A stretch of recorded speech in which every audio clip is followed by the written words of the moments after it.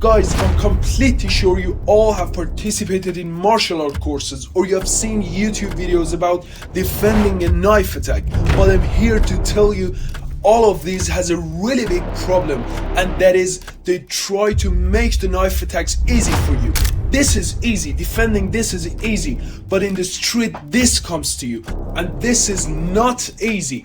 That's why you can't take the simple knife defense as serious, because this baby isn't a joke and the attacker is always a crazy. Now here let's see a video to see how in real life and real street fights a knife attacker attacks you. Now here what it seems is like these two guys had problems before. So the white guy comes and parks his bicycle and boom, one punch to his face. So he gets the first punch and he loses the balance. As you see here, the white guy's using continuously a lot of strikes and is controlling the black guy. So here, because of the YouTube strikes, I cannot show you the whole story. But here the important point is when this black guy's friend comes here, he takes out the knife out of his pocket, which was a really smooth move. I don't know if you got it at the first point. And then he's chasing the guy, but here I want you to remember the style. He's grabbing the knife and he wants to stab. And also as you see, the legs position of this guy makes him fall down in backward steps. As you see here, he falls down. And after that he goes for the next guy and they struggle a little bit. Now listen to me carefully here. As you know, there are a lot of different ways that a person can use a knife to attack you. There are a lot of styles and ways. So the first thing you need to know is that your attacker grabs the knife like this, or he wants to attack from the top. So here in this video, the guy was grabbing the knife like this. So when we saw the knife is here, we know that the attack point and attack area is here. It's in the stomach, or maybe it's in the side of your body. So here we know that when the guy grabs the knife like this area is the attack point, not here and not on the throat and not anywhere else. Now here we're gonna go through the best defense for this. I've seen plenty of martial art teachers that try to make the knife attack easy for you, and of course you like it and you think you have learned. I insist that you can't defend this baby with just 1 or 2 videos or few sessions of martial arts, because this baby isn't a joke. You have to be a professional. They tell you when the knife comes to your stomach, you grab it like this and you accept it. Well, if I grab it like this, you still can use the knife. You see, cut me, that's it. And you can't do nothing about it, because you have used your both hands. You have consumed all your potential just for one of his hands. And also, if I don't cut myself here, he can use the punch. I lose control on this hand and it comes to my body, right? So you give him the opportunity and also make him angrier. So these techniques are completely bullshit, especially when you're consuming your whole potential on one hand.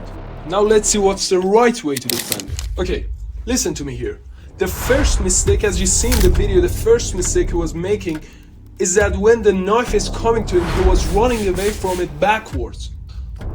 With running away backwards, you're giving him the opportunities, and you can't use any techniques here. So against a knife, you need to run away or stay and fight. And there's another point here.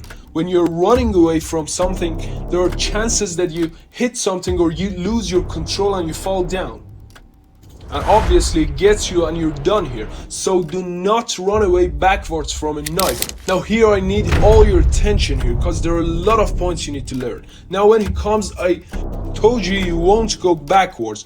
And if I have the knowledge, we know here that if he grabs the knife in this shape, he wants to attack here right into my stomach. So what I do here is I need to get out of the knife's way. So my first step should be dodging. So when he's attacking me, I dodge here.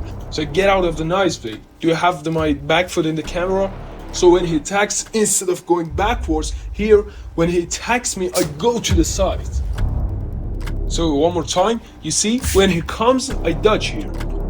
So the first step you need to learn here is when someone is attacking you in this side of your body, you need to use your back foot to get your ass out of the knife way here.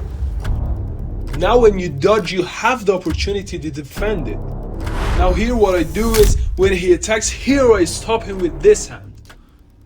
I defended with my opposite hand, and as you see here, I'm far from the knife. So one more time, when he attacks, here, bam, I stop this hand. And this one, the other hand is ready. But you never can use this hand to punch, because you reduce the resistance here. So here what I need to do is to change my hand and bam, a backhand to his face, and then I can break the elbow, or I can put pressure until the knife falls down here. Now here you need to avoid some common mistakes here. Listen to me. As we said, at first I need to dodge here and then I stop the hand. So as I said before, the first step would be dodging and getting out of the knife's way. One more time. Now when he comes here, I stop it. So, but here you need to know exactly where and how should I stop this hand. Here I need to keep my hand just like this. It should be completely curved in order to keep the forearm here. So if you keep it straight and open like this, it passes my hand and it comes to my body, right? Or maybe it lands on your fingers and your fingers can't bear the power. So you need to keep it curved like this in order to keep the forearm. Now where should I stop the elbow is important. When he comes here, I stop it. Come closer and get this. I need to stop his hand right under the elbow. If I keep it above the elbow, this one can move and hit me. So this is a really important point, that you land your hand under the elbow here. Now listen here. The next step, as you remember, was changing our hands. Here you may ask, why shouldn't I use my left hand at the first place to stop him? You see, when he comes, why shouldn't I use this hand to stop him? So here, as you see here, his wrist can move easily here, and also the elbow can be bent here. So it's really dangerous for me, and if he wants, he can easily cut my hand. So I'm done. Well, we never use this hand to stop him. And there is another reason here why I'm using it.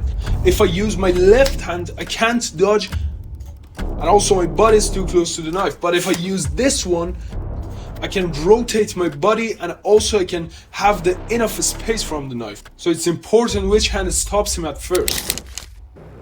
Now the next steps, when he attacks, I go here again. Now my other hand should be always here and be ready, because I need to grab his hand. Now exactly where should I grab the hand is on his wrist, because it stops him from moving. If I grab it here, he can move his hand. But if I grab it here, he can't move. Alright? Now another important reason that we change our hands here is that when I grab this hand, I can do it easily. But if I use this hand to punch, it's shorter, and also in the meanwhile I might reduce my resistance and it comes to my body. So the next step when I stopped him is to change my hand, and then after that I need to hit a strike like a backhand to his face. Why is that? Because when I've grabbed him and I stopped him, here he may use his other hand to punch. So with this move I stop him and also I hit him. Now one more time, when he attacks 1, 2 and 3 to his face. So this is a defense and attack at the same time. Now here you have two options to finish him. The first one, if you can use your leg, you can break the arm with your knee and then you can hit the leg. But if not, here you can use something like this to break or hit him, and then you can put it on your shoulder and you put pressure and the knife falls.